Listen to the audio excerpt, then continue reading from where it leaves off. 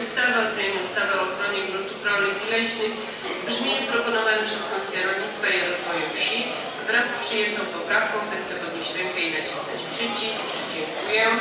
Kto jest przeciw? Dziękuję. Kto się wstrzymał? Dziękuję.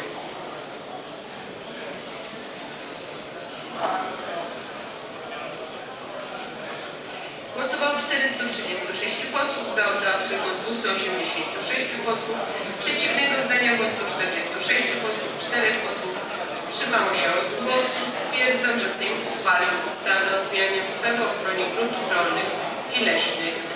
Powracamy do rozpatrzenia punktu 10 porządku dziennego. Sprawozdanie Komisji Sprawiedliwości i Praw Człowieka o poselskim projekcie ustawy o zmianie ustawy o Krajowej Szkole Sądownictwa i Prokuratury oraz ustawy Prawo o ustroju sądów powszechnych.